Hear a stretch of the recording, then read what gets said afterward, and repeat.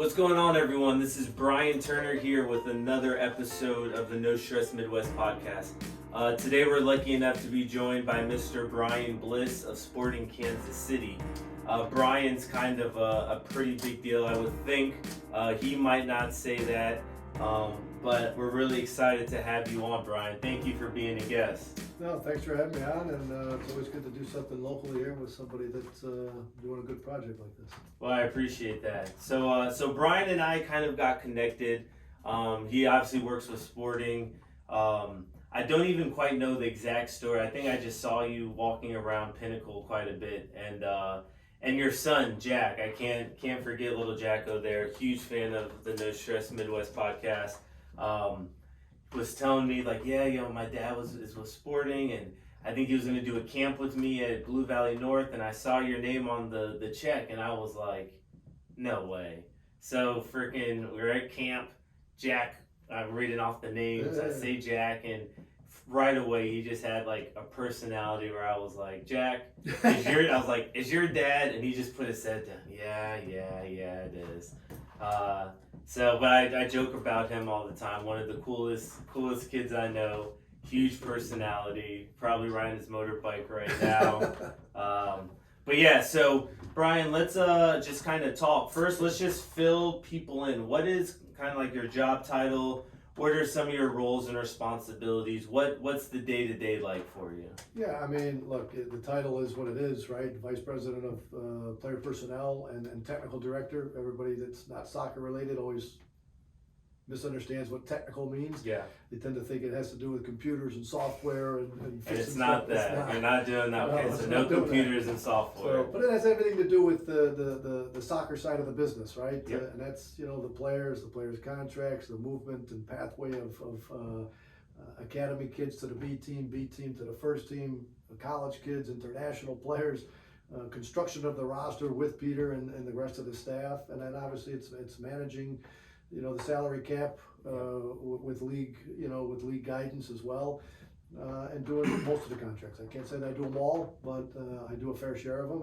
and Peter does a fair share of them as well, and we share that kind of responsibility in terms of the contracts and how we manage the cap. So that's quite a bit, and I think it's pretty cool that having you as the technical director kind of filling us in on what that is. You have so many roles in football. You have the GM, right? You have the managers. Most people will call the coach. You have the technical director. You sometimes have a sporting director. Yeah. You have VP of player personnel. So all these different types of roles. Not every club has all of them, but it's kind of good to have some insight on that. So I know the season ended for you all not too long ago against Houston. So really the off season, I feel like, is a lot of your busy time. Yeah. I know that it's called Judgment Day, or however you put it, when end of the season exit interviews, hey, we're going to re-sign you, we're going to not.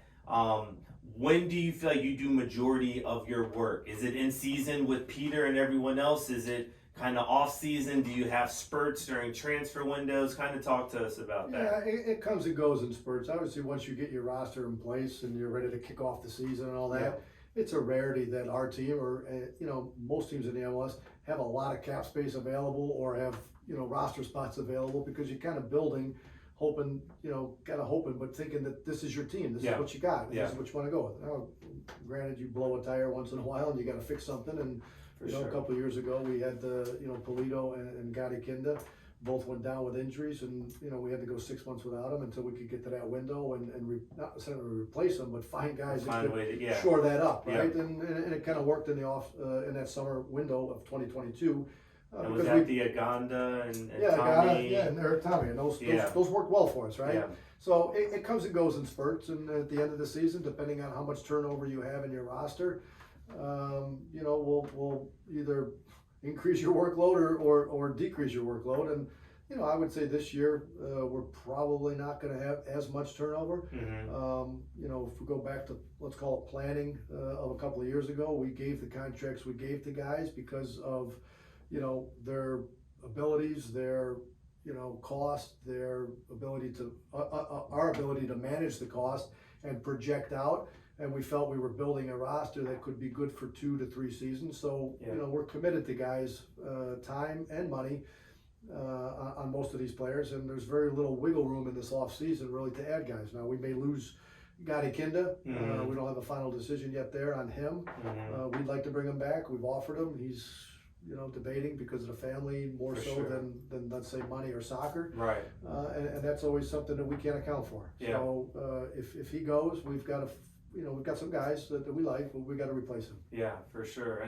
And you talk about, you're giving these players contracts, 2-year, 1-year, 3-year options, all of that. And it's, so much not like right in the moment, but you said you're planning for 2-3 years, making sure that we've got guys that can, when they can offer us their best, we've got them for their best, right? And we've got them locked in. So how much of it is planning for the now versus how much is planning for, I'll say the future, but let's give the future 6 months, full season, next season? How much are you kind of looking ahead versus in the current? Yeah, I mean it's current, right? Because you got to fix something or you got to add something. But I mean, usually it's you're thinking 2 years to 3 years out. Okay. Right, with a 2-year guarantee and an option, or a 3-year guarantee and an option. Yeah. You're unless it's you're patching a hole and you're able to get the guy in the right moment. Yeah. You say I'll give it to the end of the year, right, and see what you can do. But it's unlikely that those scenarios arise too often because the amount of teams in the league, the players the leverage has really swung in their favor, and to get guys, you've got teams that are willing to commit a lot of resources to and time. Yeah. So if you don't want to lose guys, you've got to commit to them. So it's 2 and 3 years out as it's kind of your planning curve. You just don't want to have, as you're acquiring players, you don't want 13, 14 players running out of contract in the same year. That's because then you're really, rocking a hard place. Right? So you kind of got to stagger them a little bit.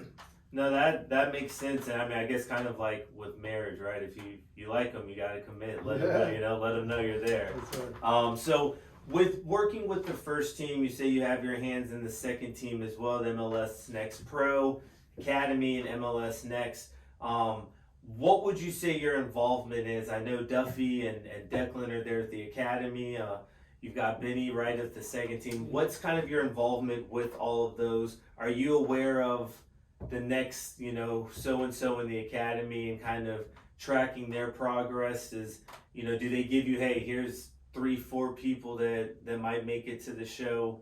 Kind of keep an eye on them. What's kind of your involvement with that? I mean, I have weekly conversations with Deck and Josh and obviously Benny and Ike down at the B team.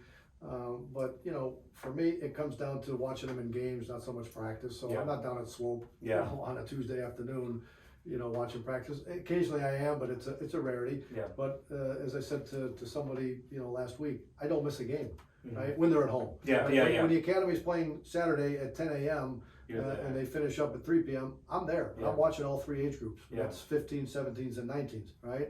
And Sunday when the B team plays at 6 o'clock down at Lawrence, I'm there. Driving down and Saturday evening is the first team. So if everything's all perfectly aligned, I'm on the go. Saturday morning at 9:30, 10 a.m. All the way till Saturday evening, and then part of Sunday evening as well. So it ends up being somewhat of a seven day week. But again, nobody's complaining about it. It's just what it's required. Right, that's what it is. So I've got good knowledge of all those players. Now, do I know every nuance about them? No, but I know who the high performers are in each age group and category. And Declan and Josh and the coaches have their opinion. I also have mine when I watch them play, but I don't see them every day at training and all the nuances and habits. But you've got to have a good knowledge of them, because when it comes time to potentially sign a guy or potentially fit them into a spot, whether it's B team or first team, you better have good knowledge of those guys. And then same holds true for the B team guys when they're trying to move them to the first team. You gotta have good knowledge of these guys. And look, we're working on a couple of our B team guys to get them to the first team in this off season now, and they're guys that we brought in this past off season, and they've now matriculated into guys that are like, wow, these guys have done better than we thought, or they're doing as we thought, and now we're trying to get them into the first team contract. Yeah, well, and I think it's also from a business standpoint, right? Getting a player from academy to a homegrown contract as opposed to paying, whatever for someone that's not a homegrown. You're saving money there, you also have this person that's part of the culture, part of, you know, understands the philosophy, the coaching style moving up. You know, I think probably the biggest name on the first team that's kind of done that is Shallowy. You've got Jake Davies who's done it as well. KP's up there. So, I mean, I think it's really cool to see, and there's plenty of players that I've missed that either, I think Felipe is another one. Busio. Yeah, Busio, right, who's now in Italy. But I think it's pretty cool that Peter and yourself are kind of looking at these players in your academy, really investing that time and money in it, and then having it work its way all the way up to the first team. So that's kudos to you guys. No, it's all, you know, trusted in the players, trusted the system, trusted we've identified the right players and developed them in the right way. Yeah. And as you said, when you have guys like that, you've got built-in culture already. You've got built-in tactical schemes that we play across all of our age Levels, groups yeah. and our levels. So there's the learning curve becomes a lot less. And you know, one of the more important points you mentioned was obviously cost. Yeah. You know, it's a lot cheaper, you know, to develop and bring the guy through than it is to have to go out and pay and acquire somebody. Yeah. So, you know, that's always a big benefit as well. And down the road, if the guys are doing really well, you can sell them like we did with Busio. Yeah. Well, and I know I'm gonna move on from this, but I've spent some time with your academy, shadowing those guys, and I think it was a year or so ago. They did like an inter squad scrimmage, and they had 3 teams all mixed in, playing 4. I think they did 8v8s or something like that. And what was so fascinating to me was that no matter whether it was a 15, a 17, a 19, the right back knew the passing patterns or knew certain things to get out of said pressure, certain situations, and I think that's a credit to the academy, right? And from the top down, as far as, okay, hey, this is how we want to play, regardless of the age group. This is how we want to do it, and you could see that these players, yes, they know each other, but they're not teammates every day. But they're still able to do certain things, and it's, you know, like you can tell that it's been passed down from the top down or worked up from the bottom up. Totally, yeah, and that's part of having a whole, you know, inclusive, you know, top to bottom club system, Yeah. that you can implement these types of things and stick with it over a period of time, and people are thinking and doing without saying. Yeah. Right? Yep. So Yep. they know. Yeah. So, all right, Brian, I've got to think that your past has probably helped you with your future here and your current, and by past I mean you're playing. What were some of the teams, or what are some of the experiences that you learned from a player that you've kind of carried over into your role now on the business side of things? I mean, yeah, as you mentioned, you know, it's a lot easier to transition into these types of roles if you've had a decent playing background. You don't have to have the top playing background, but it does help to be one that has played at that level to understand what the player's needs are, what the player's requirements are, what contractual requirements are required to get a deal done of a player of a certain level. Yeah. So that obviously helps. But you know, you pick up things all along the way, whether it was playing, you know, in the old ASL, you know, which turned into the USL and all that, where it was not play to pay, but pay per game. Yeah, right? yeah, You get your envelope. You get your envelope on after the game went, and there might have been a little bit more in there if you won the game or tied the game and it was on the road, whatever. Yeah. And you learn from those experiences. Then, you know, obviously I went after the World Cup in 1990. I went to Germany and played over there in the second league. And at each station that I played with, or each club that I played with over there, I picked up something along the way. Whether it was from the coaching side, it was the organizational side, it was the academy side, and how those people ran the club or ran the individual team, right? And you kind of made mental notes, maybe more than I actually did physical notes. But you know, you borrow those things along the way, and you kind of make them a little bit your own, and you add a little bit of wrinkle to them here and there, and you know, at some point you can say, "Oh, I that's me." Yeah, but right. Even though you took some of it from it was somebody else. influenced from somewhere. Well, they say good coaches take from good coaches. Yeah, you know, always. and a lot of activities, a lot of drills, whatever you see. Yes, I feel like you get to a point where you're coming up with them, you know, based on the team and the scenario and what you're trying to work on. But there's a lot of, you know, I call them warm-up activities where you just remember doing it from your high school days and you had fun playing it, right? So you kind of throw that in there and, you know, add your little flair to it. Maybe you add this restriction, maybe you make it a little bigger, maybe you throw in a neutral. But yeah, it's funny how we kind of take these things from our past, and it's kind of helps us mold into the future and become the type of coach or the type of VP or technical director that we want to be. So you kind of alluded to it a bit.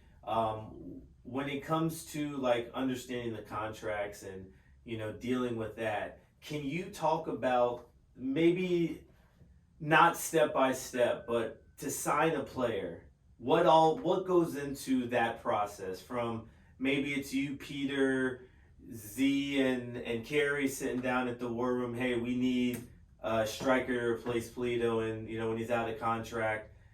There's this guy in Chile who we know, right? There's this, right? Yeah. What kind of goes into that? Because I'm really interested in knowing that. There's I mean, every club does it. And if they tell you they don't, they're probably not telling you the truth. Right. But a lot of players get signed not via the scouting process. Okay. So when I say the scouting process, meaning you've got people employed for you, you know, in certain parts of the world or in your country that are constantly looking at players and keeping their, let's call them shadow teams and making recommendation. Some signings do come from that, and I'm saying a lot of them do. Right. They do, right? But a lot of them come through opportunity and through networking with agents, right? So, as you know, let's use Polito's example, as you said before. We say, you know, maybe this year we weren't going to resign Polito. Right. We were saying, all right, his contract is expiring. You know, and we know that in advance. We're already in the month of January, 12 months out, saying, all right, his contract is expiring. If he doesn't resign, what are our options going to be? So you're instructing your scouts and your networking people that you deal with via, you know, whatever, WhatsApp and email, you know, putting out the parameters and letting them come back to you with stuff, right? But then we continually, you know, communicate with our scouts because they work for us, and we're looking at their shadow teams and reviewing those players and coming up with the best guys in there. The problem sometimes with what I call active scouting is sometimes the scouts don't have all the information, meaning they can't get to the agent, they can't get to the sporting director necessarily to know, is that guy even for sale? Does that player even want to come? Right. Because as you know, some guys not everybody wants to come to the MLS. Some guys want to stay in Europe, they want to play in Champions League, they want to play in Europa League, whatever it is. They want to stay home. Yeah, right? Exactly. It's not even about playing. Yeah, it's not even about playing. Right, so all those things play a factor in it. But again, networking for our club and the way we sign players, we do it a lot through networking, and we call it opportunity, right? Somebody comes and, you know, sends you an email, says, hey, Brian, take a look at this guy. You know, he's 6 months running out of contract. You can get him for $250,000, $300,000, not $4 million. Right. And I think it's a good opportunity, right? He fits the parameters that you outlined 6 months ago, and it could be a good fit. And boom, you take a look at it and say, oh, that looks interesting. Yeah. And you start digging deeper, right? And then you pass it on to Carrie and Zorn, and then they start looking at it. And they say, well, this guy's legit, right? Let's put him on our list. Boom, he goes on the list, right? And then, you know, you kind of boil it down as the season goes, and then when you get to that moment that you need to make a decision, typically we put together a dossier of a player, right? And we'll go sit in the war room, and it'll be 5, 6 of us, and we'll provide the data, bio of the guy, the general parameters financially of the deal, that you at least think it's going to fall within, and then you put video up there and you start letting the guys take a look at it. Now, you know, you've got to put video together that makes sense and kind of paints the picture of what this guy's good at. Yeah, right. And, you know, you can over accentuate it, but you don't want to over accentuate it, and then Peter thinks he's getting messy and he's getting, you know, Brian Bliss. Right. You know what I'm saying? Yeah. So you got to be careful in how you present the player. Right. Because every player's got pros and cons. So, and then, you know, then it's a healthy discussion around, hey, I like this guy first. This is my second choice. This is my third. Let's see if we can go get this guy done. Yeah. Right. And when you don't, then okay, then you got to go to option 2 maybe. Yeah. But it could be a long and arduous process. But look, I've seen it happen before too, where, you know, you're not liking what you have out there, and out of nowhere, an agent comes with you on a guy and says, you know, and you happen to know that guy from your own scouting. Yeah. You say, no, I know that guy from 2 years ago. I love that guy. He's available, and boom, you take it. There it is. And the best example of that is Felipe Gutierrez. Really? At the combine, at the hotel, passing by the elevator, the agent that we know, or an agent, not his agent, an agent that we know says, hey man, do you know Felipe Gutierrez? And we were like, yeah, we know that player, Mhm. Chile national team and Catholica and all that. Well, he's available. He's free. Really? Yeah. Well, can we meet later on at the bar and we'll talk about the numbers, Yeah. right? And we talked about it. We did a quick little research, found Yeah. out everything about him to see what he was been up to for the last 24 months. Yeah. Said, yeah, we'll take that guy. Yeah. Jumped on a call with him, had a conversation. Within 48 hours, 72 hours, we had a deal done. That's crazy. But you have just do active scouting. Well, yeah, right. Yeah. Yeah. It wasn't just some person who you've never seen or looked at. It was And it happened rather quickly. Right. So, But I think it's you've mentioned networking so much, and I think that's such a big part of life, but especially the game. And I'm referring to football in this case, but if you're looking at basketball in the NBA, baseball in the MLB, so much is. They always say it's not what you know, it's who you know, right? But I always take it a step further, and it's who knows you, because I can say, oh yeah, I know Brian Bliss, I know him, he's, one of my good friends, and then someone goes up to you and is like, hey, you know this Brian Turner guy? And I'm like, never heard of him. Yeah. Well then, now it's not who I know, because you don't know me. So I feel like that's another interesting facade to it. And you would think that contracts are, you got lawyers sitting in the room and we're over a table and we take a break for water and all this. No, this happened in a hotel. Yeah, and the contracts, as you said, they're plug and play. Yeah, they're insert name, they're insert cost, they're insert 8 or 9 pages long and they're pre-written, Mhm, right? mhm. You're filling in the blanks on length of the contract, name and birthday to the player, And how much. compensation, Yeah, yep. and then after that bonuses, Yeah. and agent fee. You're filling in those, right? Yep. And that's about it, right? I mean, everything else is a It's already boilerplate, there. and most leagues are that way. It's Yeah. a boilerplate thing, and you're filling in the blanks and negotiating those finer points around the finances, right? Yeah. So, who would you say is, I'd say the player you were the most proud of, either getting in the mix, getting it across the finish line and signing, getting it put in Peter or before this role's eyes? Who would you say is the person you're the most proud of? Not the biggest player, but Yeah, I mean, in Columbus it was 2 players, right? It was Federico Higuain and Jovan Jones. yeah, Those 2 I was very happy about and felt good about. And at the time Federico was a big investment for the club. Mhm. In today's world, it was a small deal. Yeah. I mean, relatively speaking. Right. But at the time, it was at the club, and even in the league, it was a decent sized deal. Here, be a tough one, maybe. I don't know. I go back to the re-signing of Timmy. Okay. Yeah. I thought. Yeah, because he was riding high. And I thought that was a fair deal for both, and, Yeah. and all that. It wasn't necessarily a new player into the team, but it was the re-signing, and he had a lot of options at the time. Mm-hmm. So that one I was very happy about. Logan and Dembe was one that was one that I really thought that was a good value, let's say, because it's easy to go out and spend money. Right. And say, I got this guy. I spent $6 million. Oh, okay. Well, okay. Well, I mean, you can get a lot of people. Yeah, you give them $6 million. So it's always the ones that are a little bit Good business. tougher. Good business. But those are the ones that most recent. I'm sure there's some other ones that I'm forgetting, but Right. those would be 2 there, and then like I said, a couple that were in Columbus prior to coming here. Okay. Well, let's with the end of the season here, right? You've got the draft, and we were talking about that off camera before we started a little bit. You got the draft coming up, transfer windows, right? Where would you say is where Sporting and yourself put the most focus? Is it in the academy and second team, start trying to find or stay within? Is it at the draft trying to find that college player, probably a former academy player that either didn't get signed or decided to go to college? Or is it looking international or looking elsewhere, trying to bring someone that's maybe a little more finished in their development and you can kind of put them in and they're ready to make an impact at the moment? Obviously, money plays a part in all of this, so we could try to, if that's the case, maybe look at this current setting. Where do you think majority of that focus is with trying to get new talent on the first team? Yeah, probably knowing what we have already built and where the, holes are, but what we've already built and what we know we've got coming back. It's really internal midfielder, a 10, number 8 type of a guy that's got to come in and be able to be a starter and make an impact, obviously. Obviously, budgets aside, if you've got a little bit of money, that's where we would be focusing. The draft is always good because you got to build the back end of your roster as well. Yeah. We're looking at our pick right now of being number 22 in the first round.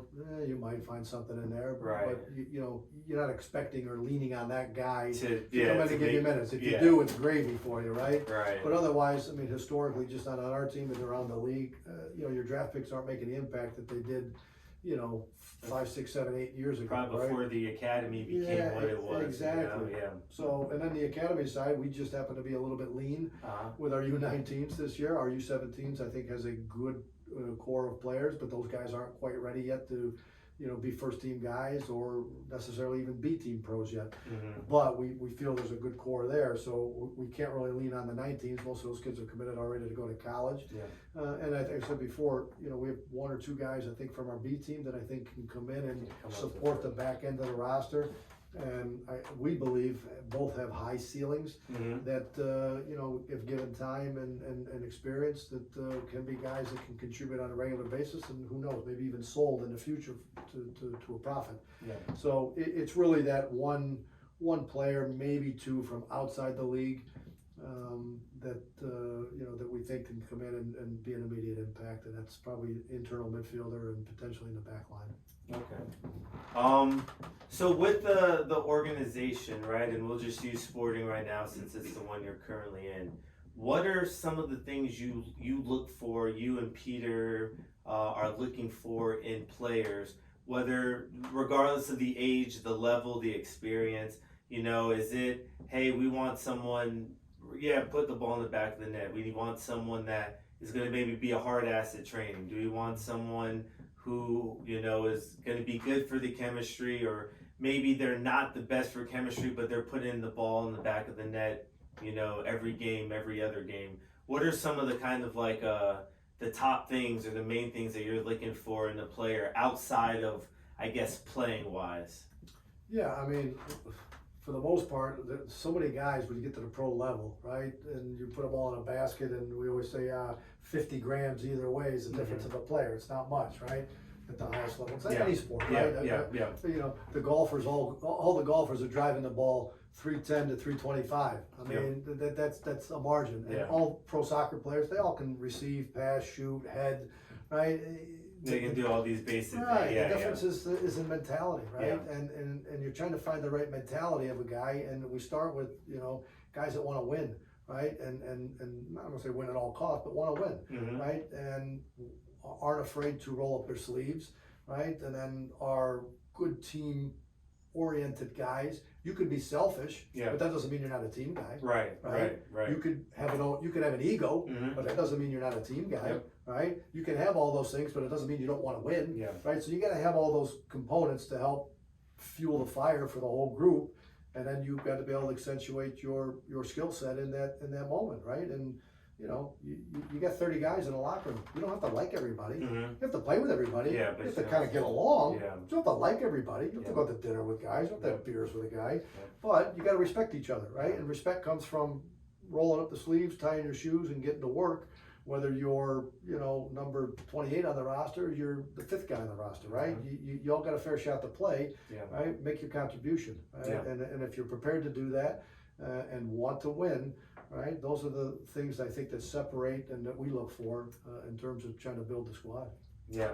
Well, and I think you brought up a good point. You're in the locker room with 30 other people.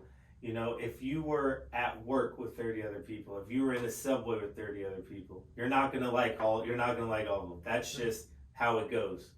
So I think there's a big thing, and you said a level of respect. You and I do not have to like each other. We could hate each other, but we know that when we're on the field, we're both trying to do the same thing, which is win for the team. And if that's all the level of respect that you need or that you get, I'll take that, right, as a coach. 100%. Off the field, do whatever, Yeah. you know. Obviously, it's a lot better when when you're friends and when you you got can hang harmony out. all the Yeah, time, right. but sometimes conflict brings out the best in Yep. guys. Yep. You know, I'm not saying conflict where you got to be punching each other. Right, But no, I mean, it disagreement. pushes you. Yeah. Disagreement. Yep. That's fine. Yep. Yeah. So did you know from your playing career that you always wanted to end up in maybe this business role or in the coaching, managing role? Or was it something where it's like, okay, I'm finally done playing, and then you're like, well, shit, what do I do next? And you just kind of fell into it. Yeah, I always thought I wanted to be a lawyer at one point. I don't know why, but I never had the aptitude to go do it. Right when I was done playing, it was just like that, man. Law School, right? School. Well, Oh, yeah. That's sad. No, that is whatever. Yeah. That would have been probably would have been something. But I loved the game so much, I wanted to stay in it, right? Mhm.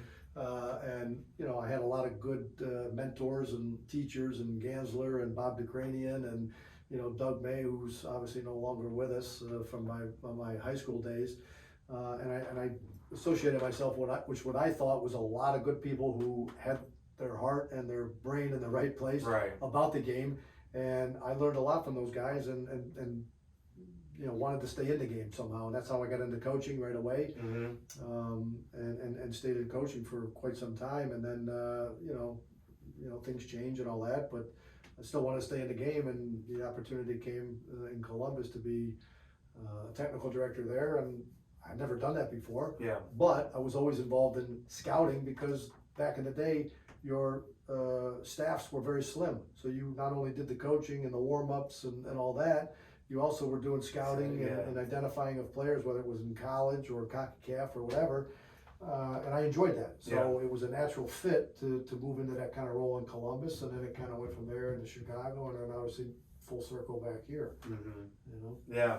Well, and I think it's always interesting because you talk to professional athletes, and this was something that I experienced for the first time a few years ago. I'm back with some of the guys that were on Swope, so Swope Park Rangers, so dating myself a bit.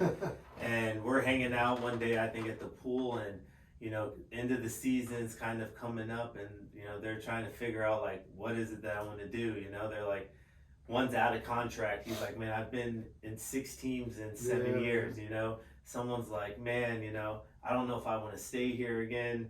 They're like, do I go and do a desk job? Some hadn't graduated because they went, so hearing them talk about like, these real life things once the game ends, and I think it's obviously so cool to be able to play a professional sport, but I think I was fortunate enough where that dream ended for me early. So I was able to kind of get into the reality of like, okay, I got to find a job. I got to figure out what's going to pay bills, all of this stuff. But when you've been playing the game and when you've been playing professionally for so long, right, that's kind of like, what do you know outside of it? That's right. You're insulated or isolated from, let's call it reality, right? You got reality when you got to pay rent and your car payment, put gas in your car, buy groceries. That's reality. That's every day. But when the job ends that you did for 10, 11 years, it's tough to get your hands around it or your head around it. What do I do next? And look, Graham Zusi, and Roger Espinosa are probably dealing with that today because they've had a routine for 14 or 15 years of, all right, I get up in the morning, I go to practice, I do this, I do that, I prepare for the game on a weekend. Now it's like, how do I fill that void? It's open, right? Difference from when I played and when they played, though, they probably put enough money away or made enough money in their playing career. They don't have to make that decision right away, right? Unfortunately or fortunately, things change and people get paid more, and they've allotted themselves time to make a prudent decision. I think when Peter was done playing or I was done playing, you didn't make that kind of money. So you were kind of just like, man, I need something. I gotta find something going here right away because I gotta keep my bills going. But it also, the blow financially wasn't like such a big drop. Benny Feilhaber, he did well, right? Because he was in that time where guys were getting paid a lot more money, and he can transition into that and be fine, right? But he always knew he wanted to get into coaching. Well, and it's I know Roger has his B license, and we were in not the same class, but in the course at the same time in the same window, and I remember talking to him like, do you want to get into coaching and stuff? And he's like, I don't think so. Yeah. I don't know. And it's crazy to think that sometimes they just don't know, right? And it's just like asking a 17-year-old, a 16-year-old, what do you want to be in college? What do you want to do when you grow up? What do you want to major in? I don't, they don't know. And now you're getting to that point where, okay, instead of 16, now I'm 30. Well, what do I do now? No, And you see there's so many pathways in the game, and from someone not being a pro, I'm seeing the hard side of hey, someone that's been in the game is going to get that first nod, whether it's someone that wants to do commentating, on air, personality, coaching, freaking analyst, whatever that is, right? There's so many roles. But there are some people that are like, yo, I am done with this sport and I want to not do this. Yeah. I've got a buddy, Parker, who played with Swope Park, and he's doing real estate. Parker man. Yep. Parker, yeah. And Parker, he was a podcast guest for a season, and he actually helped me get into this place.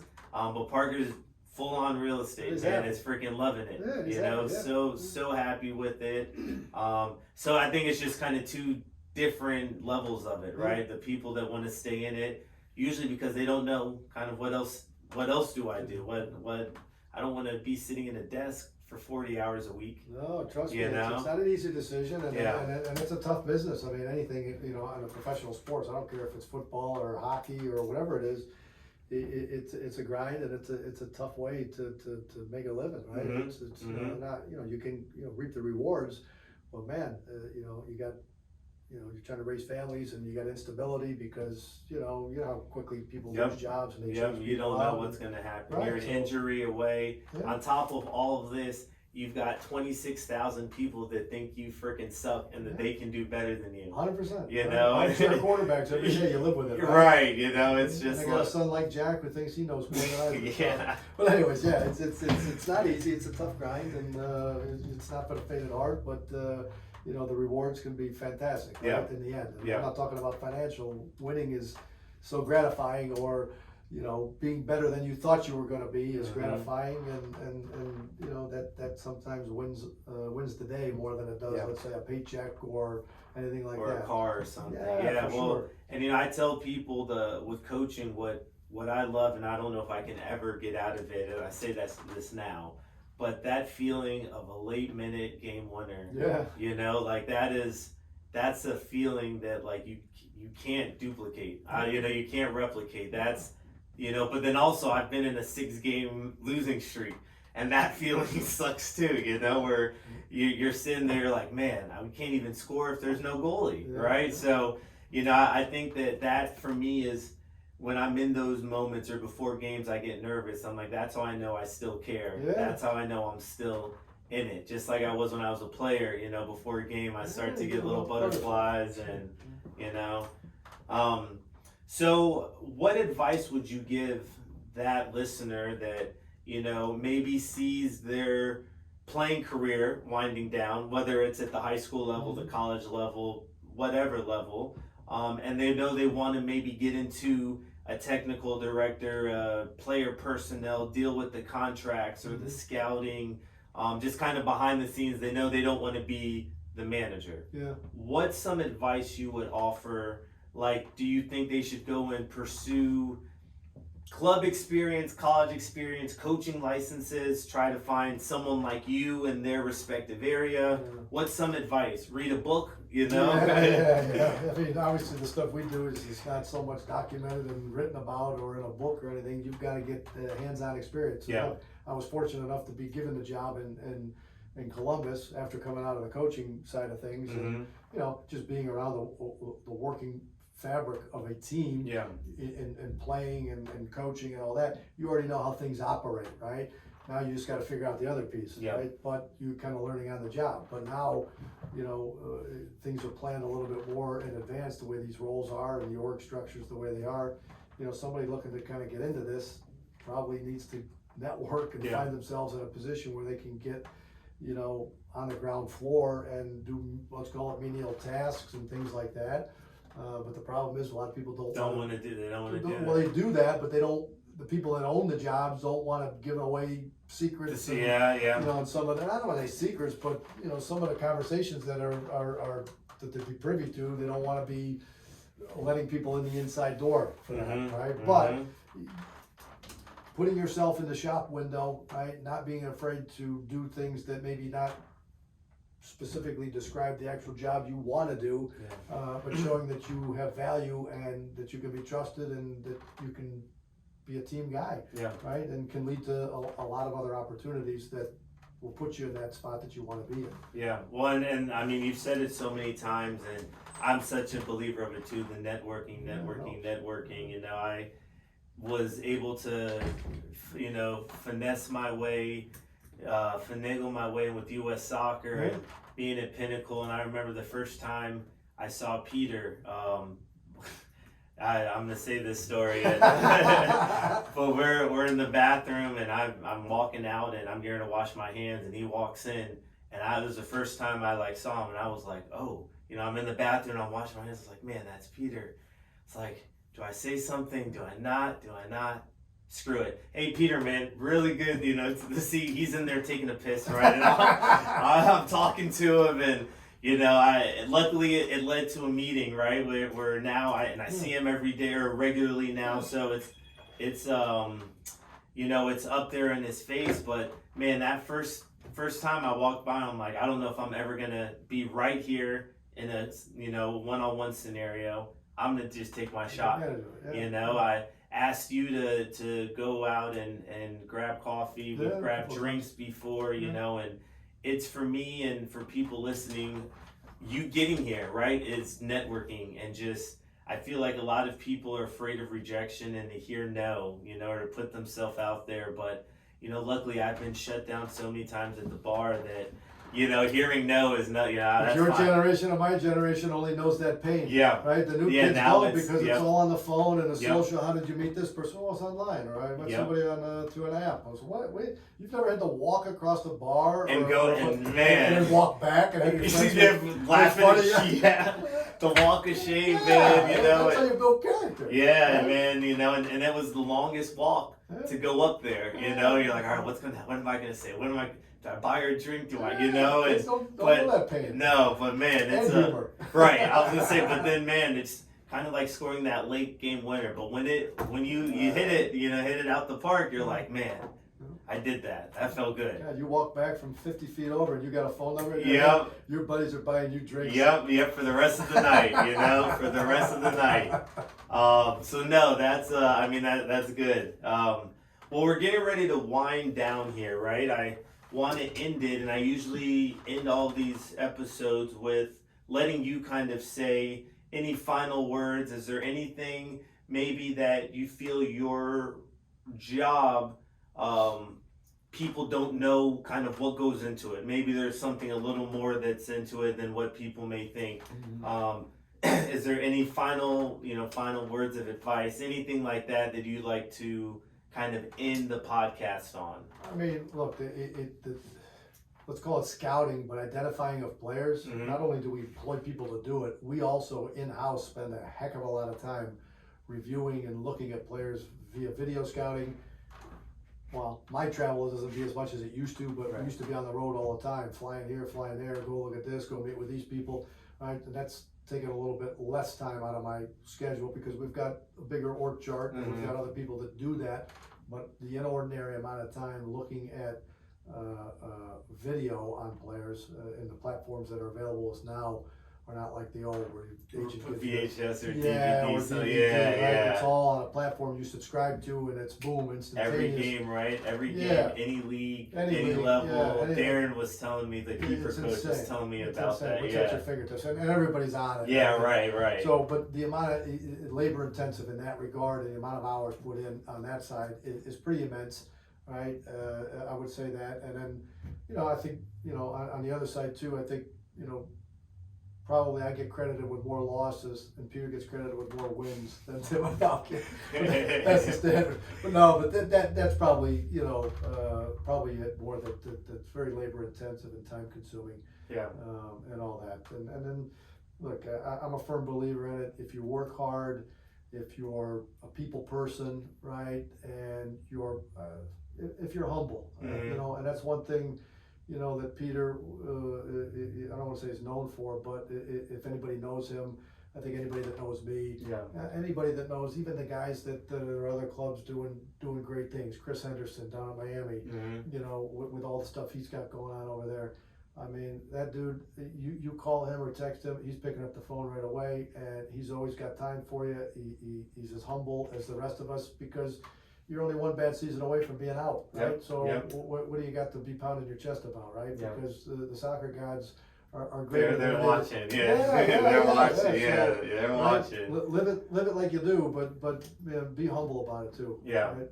So. Okay. Well, and I think that's really important part of it is, you know, the humbleness with it. And, you know, I like to tell people that I'm very confident in myself because I believe in me, right? And, you know, it's think kind of weird when people are like, you're too confident in yourself, you know, and it's like, well, I can't believe in myself any more than I already believe in myself, you know, but there's a difference between being confident and believing in yourself and then just the arrogance part to it, right? And, you know, they say confidence is when you know what you're doing, arrogance is when you don't, you know, and someone like yourself, someone like Peter, Jim Curtin in Philly, right?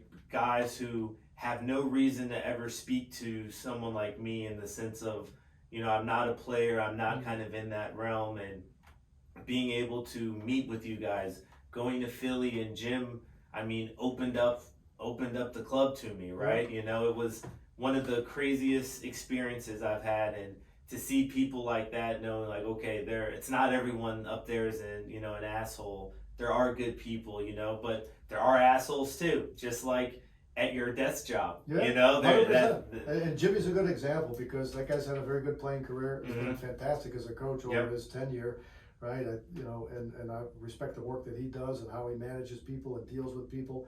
And like you said, humble, always got time for somebody, right? Not afraid to, I don't want to say give away a secret, but implore wisdom. To help, right? to in a help good way. someone. Lift down and carry someone up. So.